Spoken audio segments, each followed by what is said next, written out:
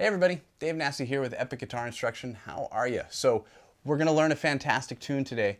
This is a wonderful artist and this is a really fun song to play, specifically on the acoustic guitar because we're going to adopt some other instrumentation from the song into it. So we're going to be playing Callin, Baton, Rouge by Garth Brooks, and most importantly we must talk about our tuning. We're taking a standard tuning and we're detuning our low string, this E, down to a D. So it'll sound just like your fourth string. And if you're looking at a tuner, what you can do is you're just going to hit your E and you're going to turn it down one whole step to where it matches a D note. And that'll put you in perfect tune to be able to accomplish all the fun parts of this song. So let's go ahead and get started. We're going to start with the violin part. And that's what's kind of neat about this. Because initially, when you think of this song, that's the catchy hook. And we have adopted a way to be able to play this on the acoustic guitar. It's not too hard to do, and it's going to be really quite a lot of fun. So let's take a look at this. The way that we're going to achieve this is I'm detuned, and you can see that I have my third finger on the D string and my pinky on this F sharp, thus still creating some of that D chord sound. Now what I'm going to need to play here is I'm going to start off with a full strum, then I'm going to hit that B string because I need to incorporate this melody. And I'm going to put that into my intro along with my strum. And that's going to kick us off to keep that violin part or that fiddle section cruising in our song. Now when I go to the next part, I'm going to fret the D chord this way. So I can keep my melody going within my chord. So I'm holding my D in this fashion with my index finger and my middle finger. A little bit different than typical, right? And I'm going to hammer down with my third finger onto the B note from my A note. After I do that, I'm hitting my D note on the B string, and I'm going to walk all the way down. I'm going to do that a few times, just to get comfortable with it right now.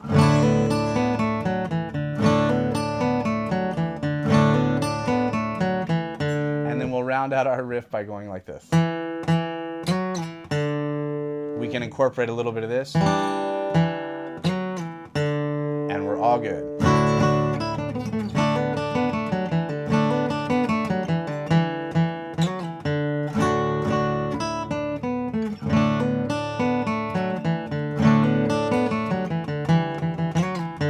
And that's going to accomplish our nice little intro for the song. I'll play it a little bit more up to speed.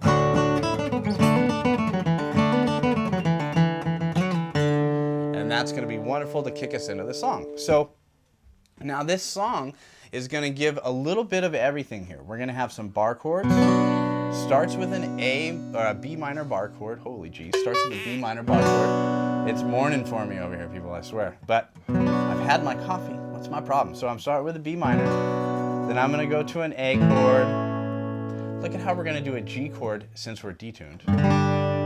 Just kind of nice, right? It's a bit of a stretch there. That third finger is going to go over to the fifth position. I actually angle that third finger to mute out my fifth string. I have to play an F sharp minor chord, and I'm going to do it in this kind of a way. I could even maybe do that because I'm remembering that I'm detuned now, so I don't really want to go like this when I play the chord. I want to keep it easy. So let's see how we have this.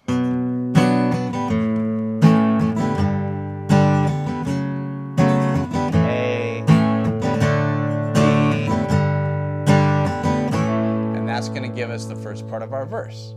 Let's do that again one more time slow. And let's notice that every time that I do this, I'm hitting my root note to give me some good bass notes as I go through this progression.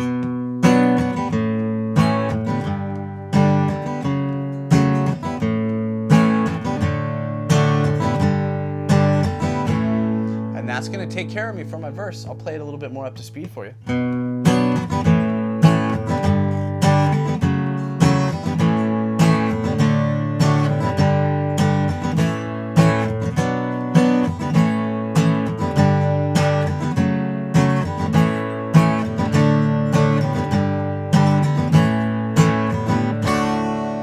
Take you right back up to the intro that happens again within the song, and that's going to happen a few times in the song. As you can see with a song like this, we've got some difficult chord changes going on, and we've got some of these bar chords happening, and we even have bar chords happening in a detuned fashion. So you know what? We have a great way to help you with this.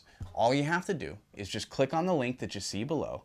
And what you'll get when you click on that link is some assistance from us, a free lesson on how to do exactly this. Get to know your bar chords, change between them.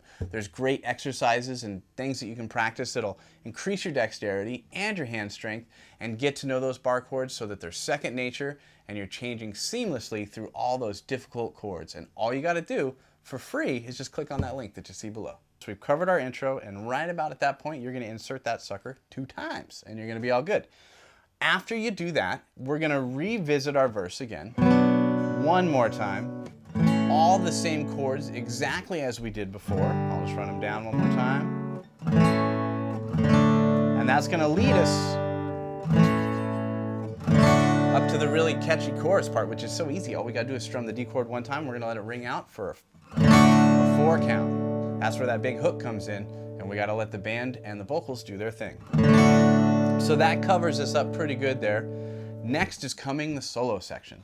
And in the solo section, we get off really easy here because we play 2 chords. We play a G chord and an A chord, and it's strummed exactly like this. And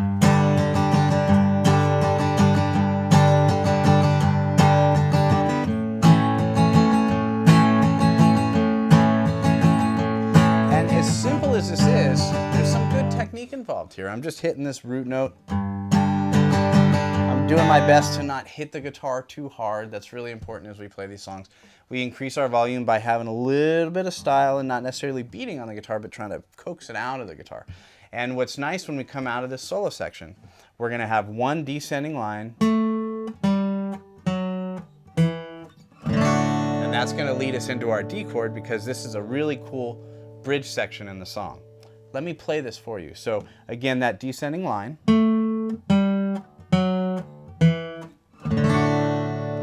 Coming out of the solo section from a rhythm point of view. We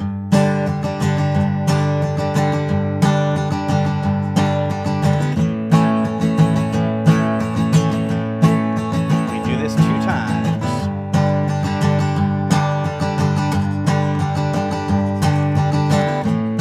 And here comes our descending line. Now we go to this.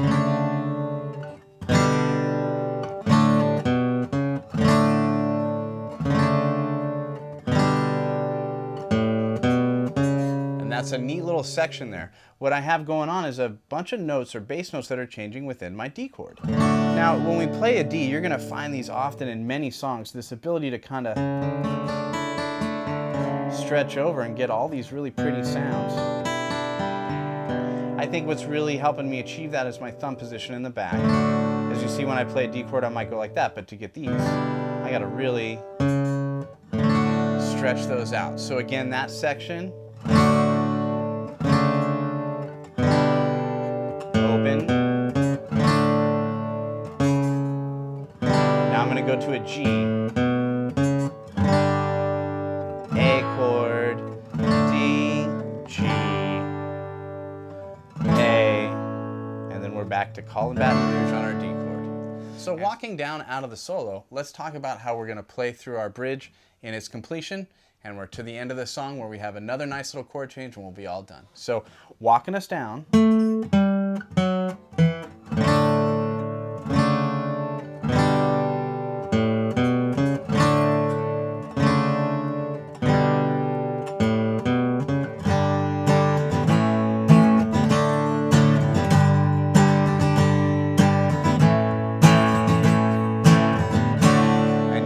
Right back to that nice little intro riff. So this will carry us through a little bit more of the song. I think the best way to go through this, of course, is we're nailing all the parts, is you'll be able to match it up with the song and play each part individually as you practice it, and we'll be really good with that. So we have a nice walk down at the end that's going to happen. We're going to go through those chord changes and we're going to be done, and we'll have this great song completed. So what happens while the melody goes at the end, remember that's our little violin part or fiddle section. While that happens, we have this walking down type of a D chord. much like we were just doing in the previous section. Now watch how I walk this G down.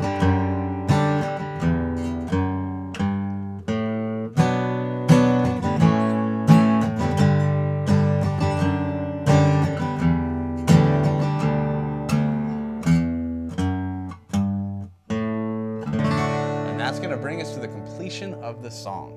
So thank you so much, everybody. We love doing this here at the site. So please leave us a comment, subscribe to the channel. We really appreciate being able to bring these to you, and we love all the input that you can bring us. And stay tuned for more great videos here at Epic Guitar Instruction.